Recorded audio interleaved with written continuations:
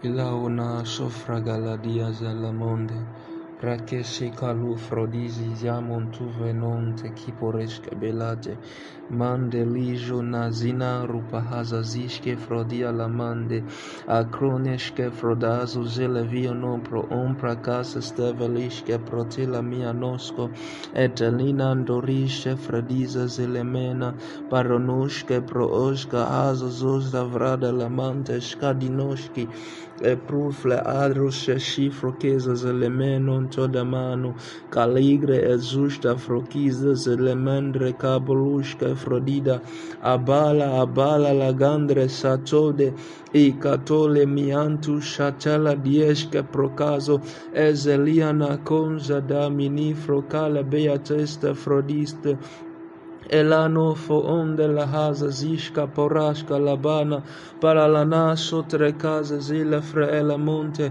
adie nusco fra ligre para lusti fiandre casola baya baralano shadale e la monde sanune eliandre coso nusca pontre cala hazo abara daiana conze mane ayelala porekiste la hazusta la frodia la meno ianangron da la baia caroska pralico e delle mia non sonta iade racconza gabondre sadamo e redia grade zizali frontela mande caraste la prolia susre kiste veledieto abala nagando zadaya garagaza lavana Abaronosha lamande erekia sondre calavia sute ilifrade lianto da mano abara galagra diga zudre velenoshke mante ipro unte lishke frodia sose la fronde le hadre caluza bana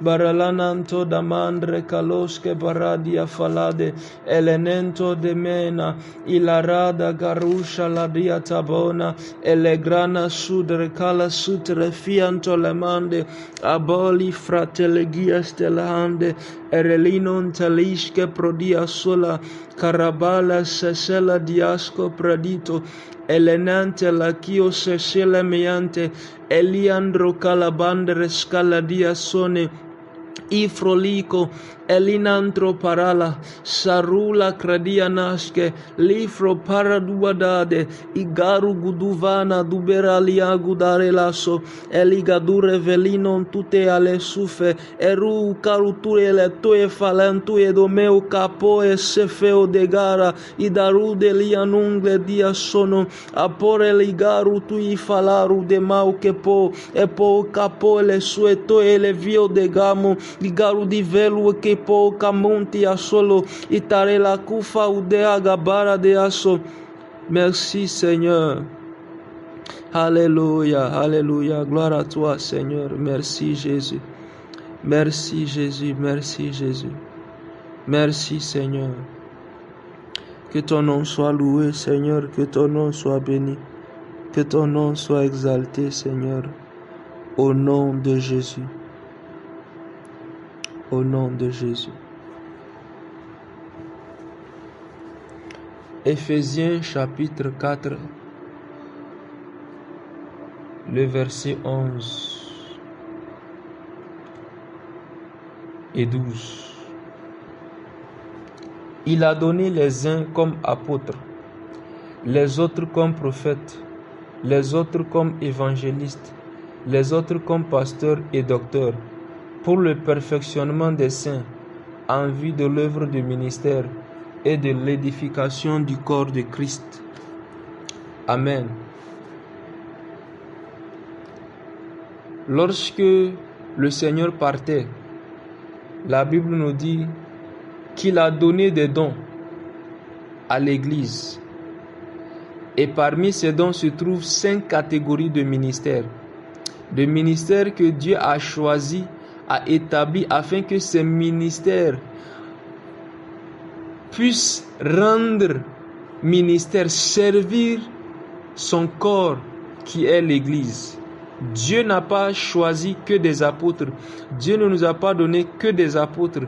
Dieu ne nous a pas donné que des prophètes. Dieu ne nous a pas donné que des pasteurs, Dieu ne nous a pas donné que des docteurs, Dieu ne nous a pas donné que des évangélistes, mais Dieu nous a donné 5 différents ministères parce que Dieu voulait que chacun de ces ministères apporte une diversité. Avant que le Seigneur ne parte sur la terre, Jésus à lui seul constituait ces 5 ministères. Dans la vie, le ministère terrestre de Jésus, lorsqu'il était revêtu de la chair, Jésus était à lui tout seul un apôtre, il était à lui tout seul un prophète, il était un pasteur, il était un docteur et un évangéliste. Les 5 ministères étaient confondus en lui. Il exprimait les 5 ministères à lui tout seul. Mais en partant, Jésus a décidé de répartir son ministère à lui, ce qu'il faisait dans 5 catégories de ministères. Et si Jésus l'a choisi ainsi, c'est parce que chacun de ces ministères apporte quelque chose de différent. Chacun de ces ministères apporte une spécificité, apporte quelque chose de plus que les autres ministères n'ont pas nécessairement. Mais ces 5 ministères néanmoins fonctionnent ensemble. Ils sont comme les 5 doigts de la main. Lorsque vous voulez saisir un objet, vous ne pouvez le saisir pleinement avec 2 doigts ou avec 3 doigts. Mais quand vous voulez agripper, tenir un objet fermement, il faut forcément que ça se fasse avec les 5 doigts de la main. La Bible dit que Dieu a donné les 5 ministères pour le perfectionnement des saints, pour l'édification du corps de Christ. Le corps de Christ est comme un bâtiment, une maison. Nous sommes un chantier. Chaque individu qui compose l'église est comme un chantier, une maison, un édifice que Dieu bâtit, mais pas avec des pierres. Vous voyez, lorsque vous voulez construire une maison, vous avez besoin de différents ouvriers. Lorsqu'on commence à bâtir la maison n'a aucune forme. Au début, la maison a une forme bizarre. Elle n'a aucune forme. Des fois, vous avez différents ouvriers qui travaillent ensemble, ou des fois, vous allez voir que les ouvriers se succèdent. Les maçons s'attellent à construire, à ériger les murs, à mettre le ciment par-dessus les murs, à placer les piliers, pendant que vous avez aussi les carreleurs qui sont en train de travailler, vous avez les plombiers qui sont en train de travailler, vous avez les ferrailleurs qui sont en train de travailler, vous avez l'électricien aussi qui est là en train de travailler. Chacun d'entre eux apporte sa part, sa contribution, de sorte que à la fin, la maison sera tellement jolie.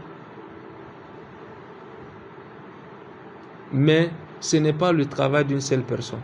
Le maçon ne peut pas faire le travail de l'électricien. Et l'électricien ne peut pas faire le travail de maçon.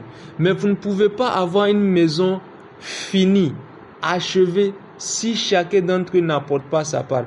Une maison, aussi belle qu'elle soit, si elle n'a pas d'électricité, c'est une maison qui est inhabitable. Et même si vous arrivez à habiter là-dedans, vous sentirez qu'il y a quelque chose qui manque. On ne peut pas rester dans le noir, on ne peut pas rester dans la chaleur. Il faut qu'il y ait l'électricité dans cette maison. De la même manière, lorsque la maison est électrifiée, mais la maison n'a pas de toiture, c'est une maison qui est inhabitable. Il faut que quelqu'un vienne mettre la peinture à l'intérieur. S'il n'y a personne pour mettre la peinture, la maison ne sera pas jolie. C'est ce que font les 5 ministères. Et c'est ce que nous sommes, la maison. Aujourd'hui, j'aimerais parler brièvement sur chacun de ces ministères: l'apôtre, le prophète, le pasteur, l'évangéliste, l'enseignant, afin que nous les reconnaissions non pas par leur titre, mais par leur ministère, par leurs caractéristiques, ce qui les caractérise. Lorsque nous voyons un apôtre, nous saurons que celui-là c'est un apôtre. Lorsque nous verrons un pasteur, nous saurons que celui-là c'est un pasteur. Pas parce qu'on l'appelle pasteur, mais parce que son ministère prouve qu'il est pasteur. C'est comme ça que vous avez beaucoup de personnes qu'on appelle pasteurs, mais en réalité ne sont pas pasteurs, ce sont des apôtres. Vous avez beaucoup de personnes qu'on appelle comme ça pasteurs, mais ce sont des prophètes. Vous avez beaucoup de personnes qu'on appelle pasteurs, mais en réalité ce sont des évangélistes. Ce sont des évangélistes.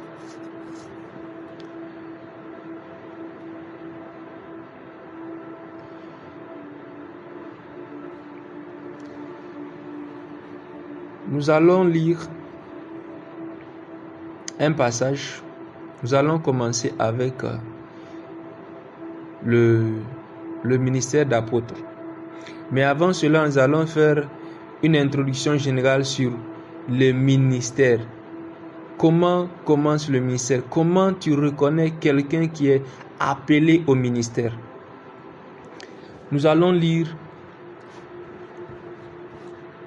quelques passages. Nous allons lire Actes chapitre 14, le verset 14. Actes chapitre 14, le verset 14.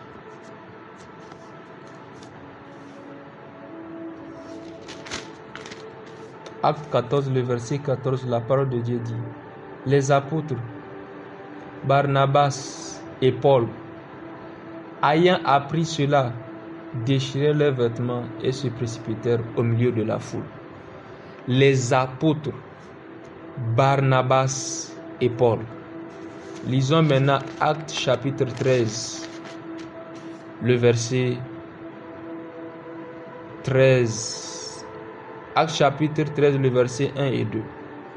Il y avait dans l'église d'Antioche des prophètes et des docteurs: Barnabas, Simeon appelé Niger, Lysius de Cyrène, Manahen qui avait été élevé, avec Hérode le tétrarque et Saül.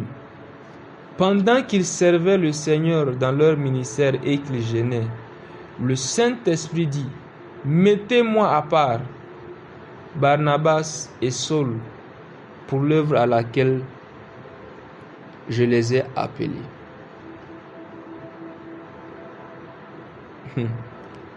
Alléluia. Mettez-moi à part Paul et Barnabas pour l'œuvre à laquelle je les ai appelés. Je vais utiliser l'exemple de Barnabas. Lisons encore Actes chapitre 4, le verset 36 et 37.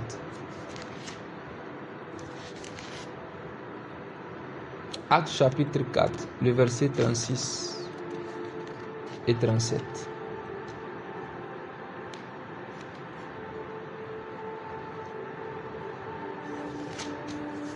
La Bible dit: Joseph, surnommé par les apôtres Barnabas, ce qui signifie fils d'exhortation, lévite originaire de Chypre, vendit un champ qu'il possédait, apporta l'argent et le déposa aux pieds des apôtres. Amen. Vous allez voir que j'ai commencé par lire la parole de Dieu en revenant en arrière. C'est parce que je veux retracer l'histoire, le parcours de l'apôtre Barnabas. Il est apôtre, il a été apôtre de Jésus-Christ, mais Barnabas n'a pas commencé comme un apôtre. Il était jadis un simple frère, mais il montrait déjà des signes de quelqu'un que Dieu a appelé. La preuve que Dieu t'a appelé, ce n'est pas parce qu'on t'appelle pasteur, ce n'est pas parce que tu exhortes bien, mais parce qu'il y a l'esprit, le cœur du service et du serviteur. C'est parce que tu as déjà le cœur pour Dieu. On ne sert pas Dieu, On ne fait pas des sacrifices pour Dieu pour devenir serviteur de Dieu. Non. Mais parce qu'on est appelé, qu'on a ce cœur-là de sacrifice et de service pour Dieu. Joseph, surnommé par les apôtres Barnabas. Son nom, ce n'est pas Barnabas. Son vrai nom, c'est Joseph.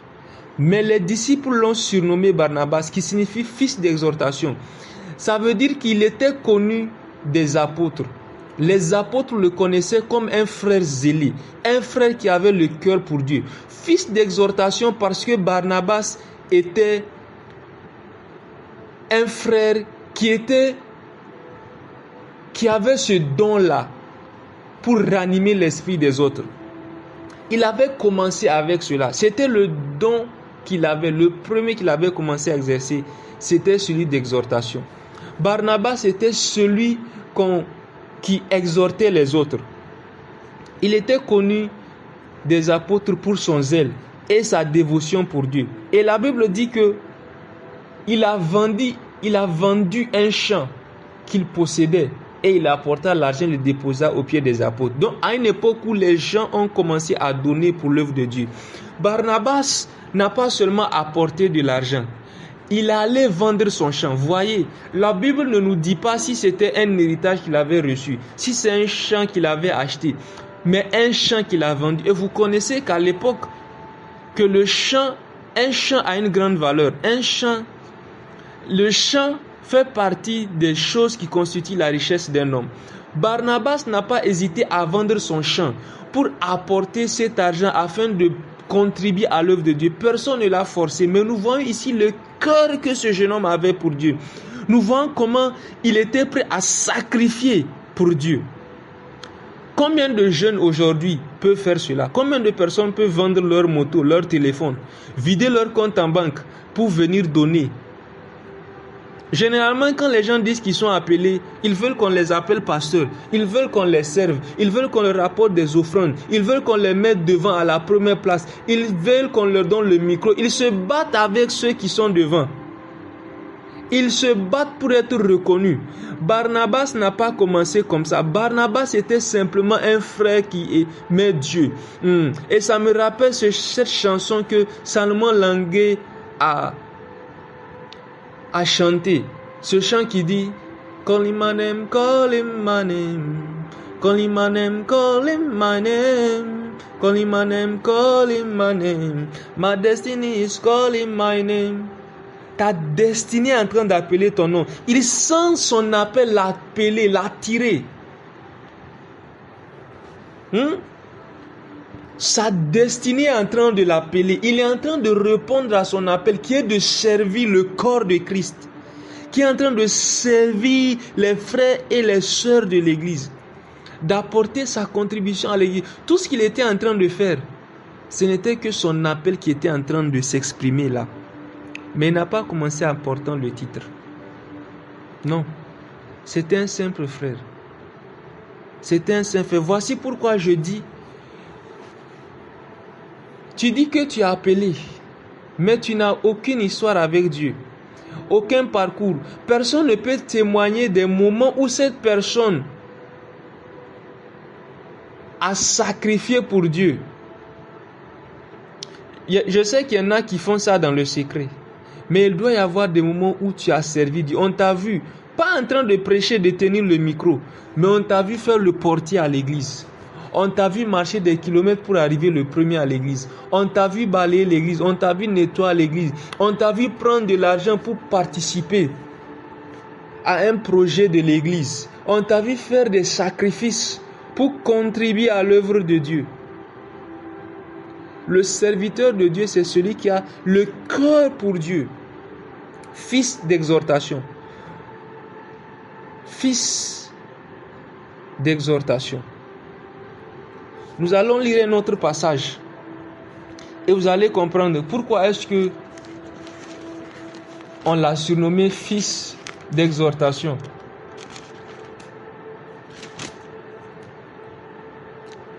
Actes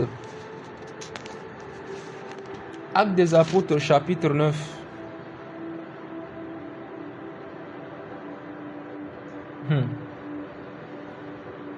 My name, call him my name. Call him my name, call him my name. Call him my name, call him my name. My destiny is calling my name. My name, call him my name. Call him my name, call him my name. Acte chapitre 9. Le verset 26 et 27. Lorsqu'il se rendit à Jérusalem, Saul tâcha de se joindre à eux, mais tous le craignaient, ne croyant pas qu'il fût un disciple. Alors Barnabas, l'ayant pris avec lui, le conduisit vers les apôtres et leur raconta comment, sur le chemin, Saul avait vu le Seigneur qui lui avait parlé et comment à Damas il avait prêché franchement au nom de Jésus.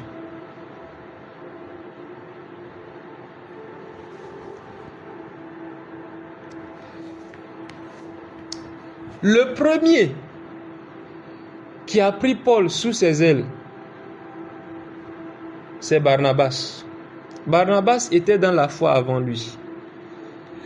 Lorsqu'il y avait des nouveaux convertis, Barnabas était celui à qui on confiait ces nouveaux convertis. Il était parmi ceux à qui on confiait les nouveaux convertis. Et des fois, lui-même se donnait pour aller prendre les nouveaux convertis. Quand quelqu'un quittait la foi ou quelqu'un durait sans qu'on le voit parmi l'assemblée des croyants, Barnabas était parmi ceux qui allaient après ce genre de personnes.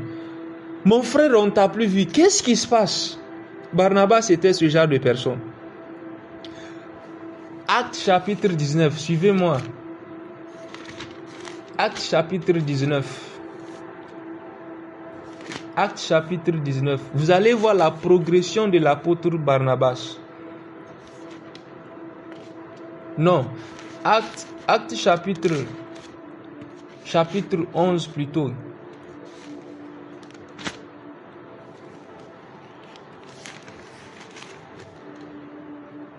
Acte chapitre 11 plutôt, autant pour moi. À partir du verset 19, ceux qui avaient été dispersés par la persécution survenue à l'occasion d'Étienne allèrent jusqu'en Phénicie dans l'île de Chypre et à Antioche, annonçant la parole seulement aux Juifs. Il y eut cependant parmi eux quelques hommes de Chypre et de Cyrène, qui étant venus à Antioche s'adressèrent aussi aux Grecs et leur annoncèrent la bonne nouvelle du Seigneur Jésus. La main du Seigneur était avec eux et un grand nombre de personnes crurent et se convertirent au Seigneur. Le bruit en parvint aux oreilles des membres de l'église de Jérusalem et ils envoyèrent Barnabas jusqu'à Antioche. Lorsqu'il fut arrivé et qu'il eut vu la grâce de Dieu, il s'en réjouit et il les exhorta tous à rester d'un cœur ferme attaché au Seigneur. Car c'était un homme de bien, plein d'Esprit Saint et de foi, et une foule assez nombreuse se joignit au Seigneur. Barnabas se rendit ensuite à Tars pour chercher Saul, et l'ayant trouvé, il l'amena à Antioche pendant toute une année. Ils se réunirent aux assemblées de l'église et ils enseignèrent beaucoup de personnes. Ce fut à Antioche que pour la première fois les disciples furent appelés chrétiens. Voyez comment ici, Barnabas, il y a eu un mouvement de Dieu qui a commencé à Antioche et le bruit est parvenu aux apôtres. Et les apôtres ont décidé d'envoyer Barnabas. La Bible nous dit que c'était un homme de bien, plein d'Esprit Saint et de foi. Ici, on ne nous dit pas si c'était un apôtre ou quoi que ce soit. Les apôtres ont décidé de l'envoyer. On dit ok. C'est comme ça. Lorsqu'on sent un appel dans la vie d'un jeune, c'est ce que font les responsables. On va te donner l'opportunité d'exercer cet appel. De montrer réellement que Dieu t'a appelé. On dit, on va envoyer Barnabas là-bas. Envoyons Barnabas. Des fois, on va te confier un frère, une soeur. Des fois, on va te confier des responsabilités. À l'église ou en dehors de l'église. Parfois, on te dira, ok, va exhorter à tel endroit. On l'a envoyé là et il est parti. Et la Bible dit qu'il est retourné à un moment. Lorsqu'il a vu la grâce de Dieu, il est retourné pour aller chercher Paul. Et ils se sont mis à enseigner l'église d'Antioche. Et ils ont tellement bien fait. Barnabas ayant appris des apôtres eux-mêmes, il a été un bon apprenant. Il a tellement bu des apôtres qu'il a été capable de répliquer ce qu'il a vu à Jérusalem. Il l'a répliqué à Antioche. Il a tellement bien répliqué que c'est à Antioche que Dieu a appelé, ou disons plutôt que les disciples ont été appelés chrétiens pour la première fois. Ce n'est pas à Jérusalem, mais à Antioche. Antioche est une ville de la Syrie, ce n'est pas à Jérusalem. Regardez ce que Dieu est en train de faire. Et j'aimerais annoncer quelque chose. Il y a un an, le Seigneur m'a parlé au travers de ce passage. Vous voyez, lorsque l'église a commencé à Jérusalem. Jérusalem était le fief du christianisme. C'est là-bas que se trouvaient les apôtres. Les Pierre, les Jean, les Jacques étaient à Jérusalem. Les disciples, en grand nombre, étaient à Jérusalem. Les chrétiens, tout le monde savait que c'est Jérusalem. Jérusalem. Philippe est parti à Samarie, les gens sont convertis. Mais à Antioche, Dieu a commencé à faire une œuvre nouvelle. Et lorsque je vous ai lu tout à l'heure, Actes chapitre 13, nous avons vu que Jérusalem a grandi et est devenu plus tard un centre où il y avait maintenant d'autres serviteurs de Dieu. Dieu avait maintenant suscité notre centre apostolique, autre que Jérusalem, mais aussi à Antioche. Jérusalem avait grandi pour devenir un centre apostolique de la même stature, avec la même capacité que Jérusalem. Non seulement on avait des chrétiens de qualité, mais des hommes de Dieu qui ont de la stature, des prophètes, des docteurs, des apôtres que Dieu a suscités à Antioche, autre que Jérusalem, en Syrie.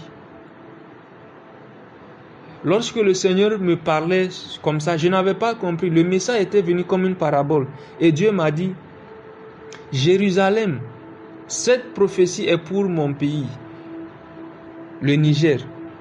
Et je le dis pour ceux qui sont peut-être nigériens. Et Dieu m'a dit, Jérusalem c'est Niamey et Antioche c'est Zender. Et que le temps est en train de venir et Dieu va produire une transition. Agabus et d'autres prophètes sont venus à Antioche. Dieu va susciter un mouvement. Des hommes de Dieu vont transiter par ici. Mais aussi Dieu va susciter des chrétiens de qualité, des hommes de stature dans cette ville.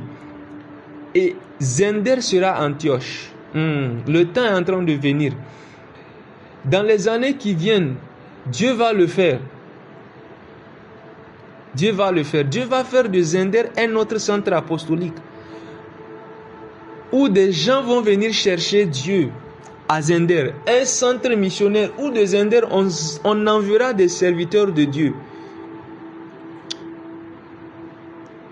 de partout, à travers le pays et en dehors du pays, au nom de Jésus. Amen. Et ils ont enseigné les chrétiens d'Antioche. Vous voyez comment la transition de Barnabas s'est produite. Comment Barnabas a continué à évoluer dans le ministère. Ensuite, dans Actes chapitre, ici on ne dit pas quel titre il a. Maintenant dans Actes chapitre 13, nous lisons, la Bible dit, au verset 1 d'abord, la Bible dit, il y avait dans l'église d'Antioche des prophètes et des docteurs. 2 points. Vous voyez cela?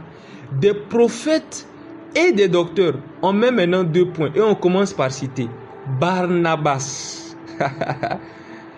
C'est le premier qu'on cite. Barnabas, Simeon appelé Niger, Lysius de Cyrène, Manaën qui avait été élevé avec Hérode et le tétrarque et Saül. Saul plutôt, pas Saül, Saul. Regardez, la Bible dit, il y avait dans l'église d'Antioche des prophètes et des docteurs. Et on cite. Ça veut dire que à ce stade, Barnabas était devenu soit un prophète, soit un docteur. Soit un prophète, soit un docteur. Lorsque j'ai commencé par vous parler de Barnabas à ses débuts, fils d'exhortation, comment on en va? Vous voyez, en réalité, ce que Barnabas était en train de faire, c'est le ministère du pasteur. Oui, c'est le ministère du pasteur. Et c'est ce que...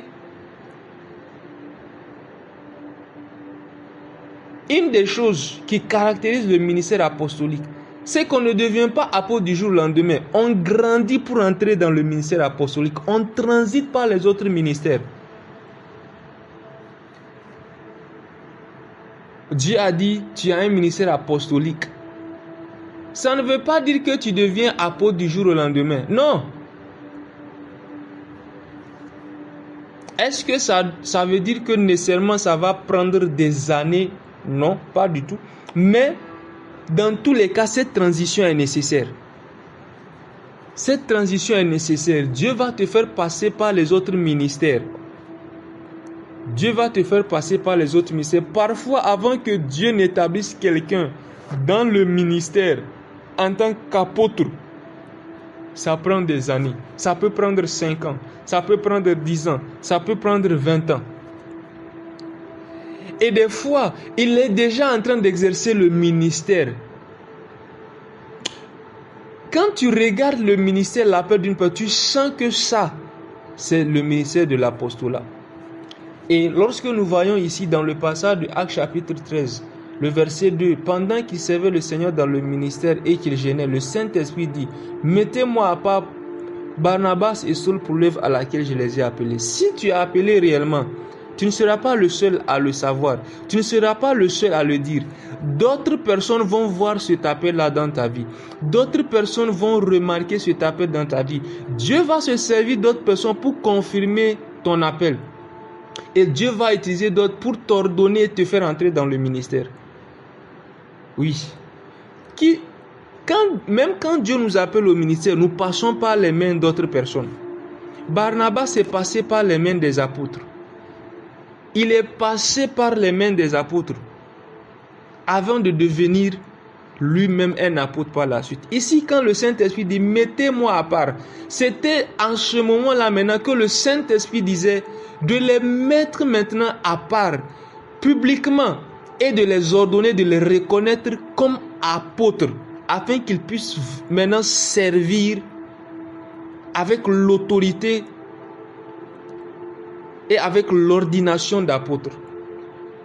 En ce moment-là, il pouvait porter le titre d'apôtre. Et ce ne sera pas seulement un titre, mais une fonction. On sait, vous avez fait vos preuves. Maintenant, on les a ordonnés maintenant comme apôtres. Une nouvelle phase maintenant de leur ministère va commencer. Donc, la première des choses que je veux que vous reteniez, c'est que qui que tu sois appelé au ministère, tu vas commencer par le service. Et deuxièmement, si Dieu t'a réellement appelé au ministère d'apostolat,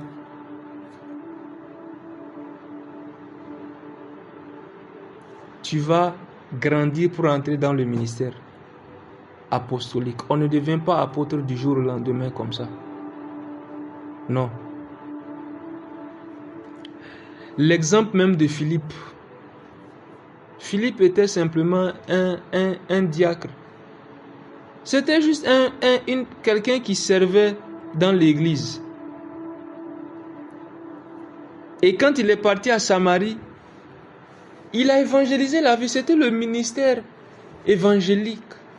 C'est le ministère d'un évangéliste. Mais en ce temps-là, c'était juste un simple frère. Ce n'est qu'après, plus tard, dans Actes des Apôtres, qu'on nous dira maintenant que l'évangéliste Philippe, qu'il y avait une église dans sa maison et qu'il avait 4 filles qui prophétisaient et que les 4 filles étaient vierges. La raison pour laquelle la Bible donne, c'est pour montrer que maintenant, il a été reconnu comme évangéliste et dirige une église. On nous parle de ces 4 filles qui sont encore vieilles, qui prophétisaient pour mettre l'accent sur la famille, que c'était maintenant quelqu'un qui était équilibré et qui avait une famille dont il s'occupait, une famille qu'il avait bien éduquée. 4 filles et les 4 sont vierges. Vous croyez que la Bible donne des détails pour rien? Non. Parce que une chose que tout serviteur de Dieu doit avoir aussi, c'est... Oh, ok. Je crois que je vais lire ça. Je vais lire ça. 1 Timothée chapitre 3. 1 Timothée chapitre 3. Cette parole est certaine à partir du premier verset. Si quelqu'un aspire à la charge d'évêque, il désire une œuvre excellente. Le mot grec ici qui traduit l'original évêque ici, c'est le même mot qui est utilisé pour pasteur. C'est pourquoi quand vous lisez dans certaines versions, on dit carrément pasteur. Ou quand vous lisez la Bible en Hausa, on dit pasteur tout court. Donc quand on voit évêque, ne pensez pas juste en tant qu'évêque, mais en tant que pasteur. Et quand on dit pasteur, on parle de berger. Donc quelqu'un à qui on va confier l'église. Donc par extension, à tout serviteur de Dieu. Verset 2. Il faut que l'évêque soit irréprochable. Mari d'une seule femme. Première des choses. Mari d'une seule femme. Sobre, modéré, réglé dans sa conduite, hospitalier, propre à l'enseignement. Il faut qu'il ne soit ni adonné au vin, ni violent, mais indulgent, pacifique, désintéressé. Il faut qu'il dirige bien sa propre maison et qu'il tienne ses enfants dans la soumission et dans une parfaite honnêteté. C'est ce que je vous ai dit au sujet de Philippe. Car si quelqu'un ne sait pas diriger sa propre maison, comment prendra-t-il soin de l'église de Dieu? Il ne faut pas qu'il soit un nouveau converti, de peur qu'enflé d'orgueil, il ne tombe dans le jugement du diable. Il faut aussi qu'il reçoive un bon témoignage de ceux du dehors, afin de ne pas tomber dans l'opprobre et dans les pièges du diable. Vous voyez cela? Voici pourquoi, dans les critères qu'on a donnés ici, vous voyez que ce sont des critères qui sont liés au caractère. Un serviteur de Dieu, c'est d'abord le caractère. On ne veut pas d'abord de celui qui connaît la parole, qui a le réma, quelqu'un qui a beaucoup de dons spirituels, quelqu'un qui prie beaucoup en langue.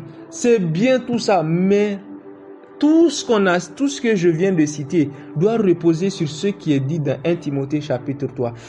C'est ce qui donne de la stabilité au serviteur de Dieu. Sans caractère, il va détruire l'église de Dieu. S'il n'a pas ces caractères-là, il va parler en langue et va coucher avec les femmes d'autrui. Il va parler en langue et chercher les sœurs. Voici pourquoi aujourd'hui, on ne peut pas confier une sœur à un frère sans qu'on apprenne des histoires. Tu confies une sœur à un frère, encadre ce frère, l'instant d'après, vous allez apprendre qu'ils sont en couple. Toi qui es censé encadrer, aider la sœur, tu tombes amoureux de la sœur. Et ça, c'est la même histoire qui se répète. Parce que le caractère n'est pas là. Un serviteur de Dieu, c'est quelqu'un qui a de la discipline. Il faut qu'il sache tenir sa maison. Et voir que Dieu insiste beaucoup sur ce domaine. Il faut qu'il sache bien garder sa maison. Voici pourquoi Dieu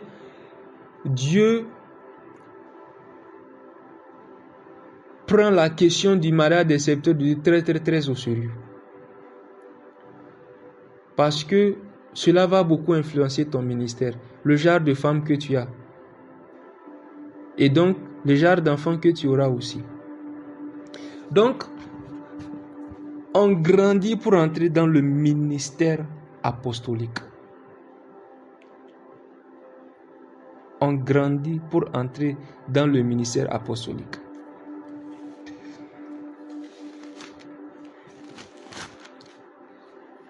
Ensuite,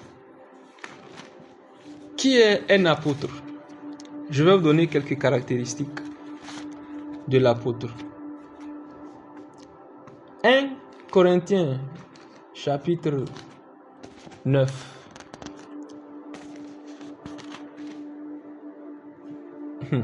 C'est l'apôtre Paul qui parle. Ne suis-je pas libre? Ne suis-je pas apôtre? N'ai-je pas vu Jésus notre Seigneur? N'êtes-vous pas mon œuvre dans le Seigneur? Si pour d'autres je ne suis pas apôtre, je le suis au moins pour vous. Car vous êtes le sceau de mon apostolat dans le Seigneur. C'est là ma défense. contre ceux qui m'accusent.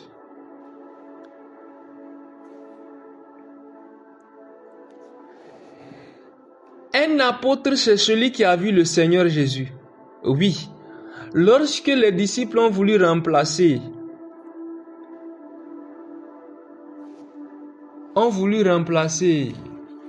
Judas, vous vous rappelez ce que Pierre a donné comme condition? Dans Actes chapitre 1, verset 1. Il faut que parmi ceux qui nous ont accompagnés tout le temps que le Seigneur Jésus a vécu avec nous, depuis le baptême de Jean jusqu'au jour où il a été enlevé du milieu de nous, il y en a un qui nous soit associé comme témoin de sa résurrection. Parce qu'un apôtre est un témoin de sa résurrection. Voici pourquoi Jésus doit se révéler à l'apôtre. Un apôtre doit avoir vu le Seigneur Jésus ressuscité. Oui. C'est quelqu'un qui a vu le Seigneur en face à face et que Jésus a commissionné dans le ministère apostolique. C'est un témoin de la résurrection. C'est quelqu'un à qui Jésus a donné par de nombreuses preuves qu'il est ressuscité.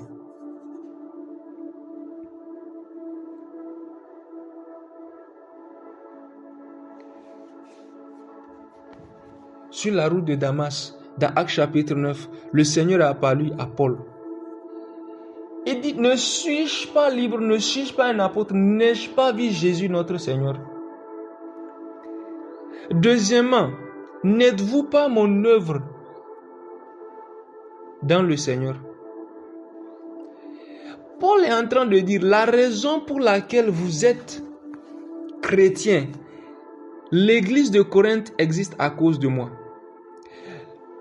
Si tu es un apôtre, où sont les preuves de ton apostolat? Où sont ceux qui ont été établis par ton ministère? Où sont ceux dont le ministère ont été affectés? Où sont dont la vie ont été affectés par ton ministère? Vous voyez, le ministère apostolique, celui qui a un ministère apostolique, il a beaucoup d'influence. Le ministère apostolique doit influencer au moins la ville dans laquelle il se trouve. Il doit y avoir des personnes qui ont été affectées par ce ministère. Le ministère apostolique a cette grâce, pas juste d'implanter, mais d'établir une église. Comme un enfant qu'on nourrit et qu'on éduque et qu'on fait grandir. Comme une plante qu'on a fait pousser, qu'on a entretenue. Le ministère apostolique a cette grâce d'établir une église. Pas juste de l'implanter, mais de l'établir et de faire grandir cette église. De sorte que cette église peut fonctionner tout seul. On a implanté l'église, on a assuré, veiller à sa croissance, jusqu'à ce qu'elle arrive à maturité et être capable de fonctionner tout seul. L'apôtre a cette grâce-là. Maintenant, ça ne veut pas dire que les autres n'ont pas cette grâce. Non, mais ce sont des cas. Ce qui différencie les ministères, c'est que certains ont des outils que d'autres n'ont pas et d'autres ont des outils dans une plus grande mesure que d'autres. Donc, l'apôtre peut établir une église, un ministère. Les apôtres sont des pionniers. Ce sont des personnes que Dieu utilise pour commencer une œuvre nouvelle. Et généralement, ce sont des personnes que Dieu utilise afin d'introduire une nouvelle dimension dans son église. Et avant d'introduire cette dimension, Dieu va s'assurer à ce que eux-mêmes soient la lettre écrite, le message qu'ils veulent véhiculer. Dieu va s'assurer que ça commence par eux. Si nous sommes dans un milieu où les gens ne savent plus ce qu'est vivre par la volonté de Dieu, Dieu va utiliser un apôtre, coincer cet apôtre, serrer sa vie de sorte que il soit l'exemple même de ce que veut dire vivre par la volonté de Dieu. Chaque aspect de sa vie, où il est, où il vit, à qui il est marié, everything, ça sera par la volonté de Dieu, de sorte qu'il est un exemple, un testament vivant de ce que veut dire vivre par la volonté de Dieu. Et Dieu utilise l'apôtre pour introduire une nouvelle dimension dans son église. Une dimension, un aspect que les gens oublient. Dieu utilise les apôtres pour introduire cela dans l'église de Dieu. Ce sont des apôtres. Ce sont des pionniers, des personnes par qui Dieu passe pour commencer une œuvre nouvelle. Les apôtres sont aussi des missionnaires. C'est ce que nous avons vu dans Actes chapitre 9. Dieu les a pris et les a envoyés. Généralement, c'est pourquoi les apôtres ne restent pas tranquilles. Les apôtres ne restent pas tranquilles. Ce ne sont pas des personnes qui restent sur place. 1 an, 2 ans, 3 ans, ils ont envie de bouger encore. Ils sont ailleurs. Ils sont ailleurs. Ce sont des personnes qui voyagent beaucoup. Ce sont des personnes que Dieu utilise. Ce sont des missionnaires. Les apôtres sont des missionnaires. Les apôtres sont des missionnaires. Mais aussi, le ministère apostolique est le ministère, un des ministères, sinon le ministère qui est le plus doté en discernement. Oui. Qui est le plus doté en discernement.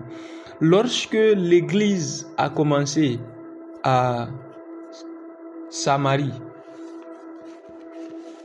nous allons lire dans Actes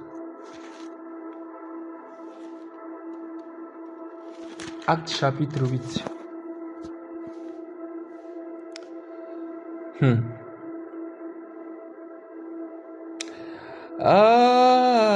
Nous allons lire à partir du verset 14. Actes chapitre 8. Les apôtres qui étaient à Jérusalem, ayant appris que la Samarie avait reçu la parole de Dieu, y envoyèrent Pierre et Jean.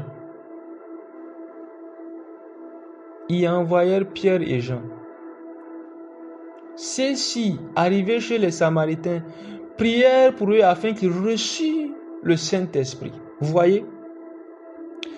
L'évangéliste Simon et Philippe avaient évangélisé. Les gens ont reçu le Seigneur. Mais il n'a pas introduit le Saint-Esprit. Ici, c'est juste un exemple parmi tant d'autres. Ça ne veut pas dire qu'un évangéliste ne peut pas prier pour que les gens reçoivent le baptême du Saint-Esprit. Non. Mais c'est un exemple pour montrer que quelquefois, ceux qui manquent, c'est pourquoi l'apôtre Paul dira quelque part, si j'ai bonne mémoire, quelque part dans Romains, il dit, j'ai envie de vous visiter afin d'ajouter ce qui manque à votre foi et de vous communiquer quelques dons spirituels.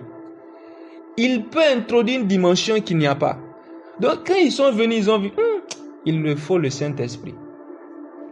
Ils ont prié pour que les gens reçoivent le Saint-Esprit. Et il y avait parmi ces gens-là un qui n'était pas converti.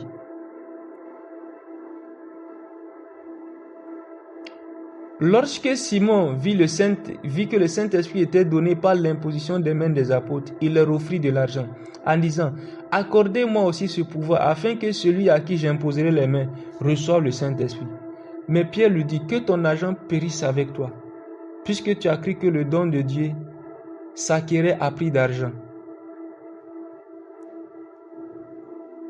Puisque tu as cru que il n'y a pour toi ni part ni lot dans cette affaire, car ton cœur n'est pas droit devant Dieu. Réponds-toi de ta méchanceté et prie le Seigneur pour que la pensée de ton cœur te soit pardonnée, s'il est possible. Car je vois que tu es dans un fiel amer et dans les liens de l'iniquité. Regardez comment Pierre, par l'esprit de discernement, a pu détecter que celui-là n'est pas son cœur n'est pas droit. D'ailleurs, même là où tu es en train de vouloir entrer dans le ministère, mais tu n'as aucune part dans le ministère. Philippe n'a pas pu détecter cela. L'évangéliste, lui, c'est la foule. Il amasse. Et quand il amasse, il peut y avoir des scorpions qui s'introduisent dans le troupeau. Le ministère apostolique est capable de détecter ce qui ne va pas. Imaginez ce qui serait passé si Simon n'avait pas été détecté. À ce qu'il serait produit, à cette œuvre que Dieu avait commencé à Samarie. Simon allait corrompre ce que Dieu était en train de faire. Il était associé, il était tout le temps avec Philippe. Peut-être même qu'on le voit comme quelqu'un de très zélé, mais son cœur n'est pas droit. Il a fallu l'apôtre pour savoir que celui-là, l'apôtre est doté en discernement. Voici pourquoi c'est quelqu'un qui peut juger correctement. Pas seulement de juger les personnes, mais de juger aussi ou de discerner la direction d'un ministère. Il peut prédire les 5, les 10 prochaines années d'un ministère, la manière dont un ministère est en train de fonctionner. Il sait que ce ministère n'ira nulle part. Ce type de ministère ne va produire que des bébés. Ce type de ministère ne va pas solidifier le corps de Christ. Malgré qu'il y a la foule, malgré que les gens aiment, mais le système en place, il sait que ça va cracher, ça n'ira nulle part. C'est à cause du discernement que Dieu leur a donné, qu'ils sont capables de juger correctement. Voici pourquoi, vous voyez, c'est une responsabilité. Ce n'est pas une chose dont il faut se réjouir, c'est une responsabilité. Les apôtres sont comme les agents de la douane. Ils sont comme les agents de la douane, chargés de veiller à ceux qui rentrent, s'assurer qu'il n'y a pas de contrebande. S'assurer qu'il n'y a pas d'outils périmés, d'objets qu'il n'y a pas de produits périmés qui entrent. Ils sont comme les agents de la douane. Donc, une chose aussi qui caractérise le ministère apostolique,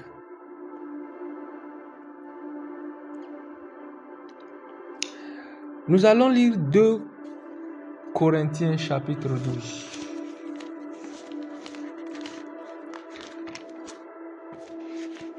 2 Corinthiens chapitre 12. 2 Corinthiens chapitre 12.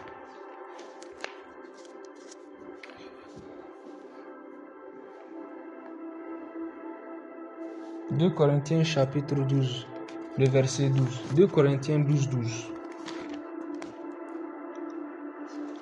2 Corinthiens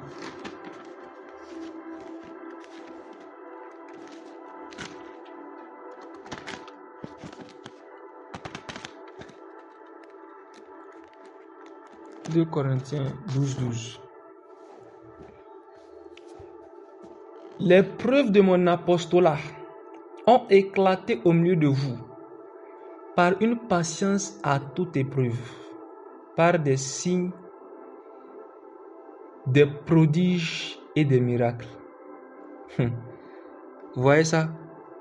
Un apôtre a des signes et des prodiges qui accompagnent son ministère. Si tu es appelé au ministère apostolique, même si tu ne le souhaites pas, là, les signes et les prodiges sont des éléments qui vont accompagner ton ministère. Mais rappelez-vous, je vous ai dit, on grandit pour entrer dans le ministère apostolique. Quelqu'un a le ministère apostolique, il commence seulement, le seul outil qu'il a, c'est l'enseignement. Et les dons spirituels, la prophétie, la parole de connaissance. Mais on ne voit pas des signes des prodiges. Keep going. Une patience à toute épreuve. Voici pourquoi, vous voyez, quand Dieu forme les apôtres, généralement, il va te coincer. Pendant longtemps, tu auras l'impression que ta vie tourne en rond. Que tu es le seul qui n'avance pas. Mais Dieu veut te rendre patient. Dieu veut que tu sois capable de supporter n'importe quoi. Le ministère apostolique est dur. Quand Paul parle, il dit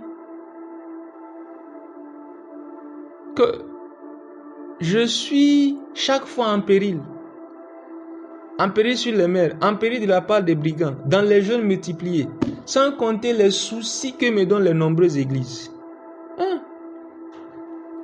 L'apôtre a des signes et des prodiges dans son ministère. L'apôtre, c'est quelqu'un qui a la supervision de plusieurs autres ministères, de plusieurs autres églises, à cause des outils que Dieu lui a donnés. Mais aussi, une des choses qui caractérise le ministère apostolique, c'est qu'un apôtre, c'est quelqu'un qui a de l'autorité. Un apôtre, c'est quelqu'un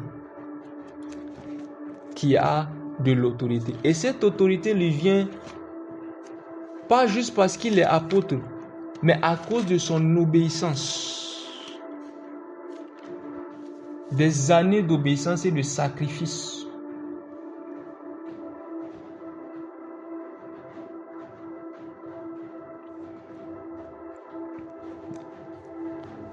C'est un condamné à mort. C'est un condamné à mort. Paul dit, ne me faites plus de la peine, car je porte sur mon corps les marques de Jésus. Vous voyez, un apôtre, c'est quelqu'un qui a des traces. Quand je dis traces, ce n'est pas nécessairement des traces physiques, mais c'est quelqu'un qui a beaucoup lutté, qui a combattu pour le Seigneur. Et tout ça lui donne de l'autorité. Lui donne de l'autorité. C'est un privilège, mais aussi une grande responsabilité d'être appelé apôtre. C'est pourquoi ce sont les premiers que Dieu a placés dans l'Église. Les premiers. Le ministère d'apôtre a beaucoup de signes, de manifestations surnaturelles qui accompagnent son ministère. Les apôtres vivent beaucoup d'expériences spirituelles, de rencontres avec le Seigneur et avec les anges. Ce n'est pas parce qu'ils sont les plus spirituels, mais c'est les privilèges qui vont avec la responsabilité qu'ils ont. C'est comme quelqu'un qui est devenu président. S'il est président, nécessairement il aura des gardes du corps. Il aura un véhicule de service. Il aura un avion dans lequel il va se déplacer. C'est parce qu'il est président.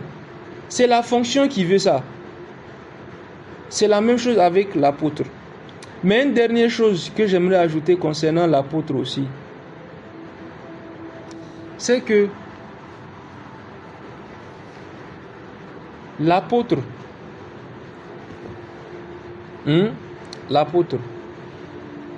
c'est quelqu'un qui a la grâce d'établir les autres dans leur appel, dans leur fonction. Vous voyez, Paul est celui qui a fait entrer Timothée dans le ministère. Et nous avons beaucoup comme ça. Souvent, Paul les appelle mes compagnons, mais ce sont ses enfants. Ce sont ses enfants à lui que lui il a établi. Mais il les appelle ses enfants. Il les appelle ses compagnons du moins. Mais ce sont ses enfants à lui. Des personnes qu'il a amenées dans la foi, qu'il a pris dans la foi, qu'il a enseigné, jusqu'à ce qu'il entre dans leur ministère, et des personnes qui apprennent de lui. Des personnes avec qui il a l'habitude de voyager, des personnes qui l'ont vu. Il a dit à Timothée, tu as été témoin de mes larmes. Tu as vu comment j'enseigne. Et je t'ai montré comment il faut se conduire dans l'église de Dieu. Tu as appris toutes ces choses de moi. L'apôtre a la grâce d'établir les autres dans le ministère. Donc, c'est ce qu'un apôtre est. C'est ce qui caractérise l'apôtre. Donc, le jour où vous voyez quelqu'un s'appeler apôtre, examinez et voyez si ces choses sont dans sa vie. L'apôtre a une grâce aussi. Une dernière chose que j'aimerais dire, c'est que l'apôtre, c'est quelqu'un qui sait enseigner. Quand un apôtre enseigne et un pasteur enseigne, tu sens la différence. Tu sens la différence. Tu vas sentir la différence. Nous prouvons notre appel. Non pas par le titre, mais par nos œuvres.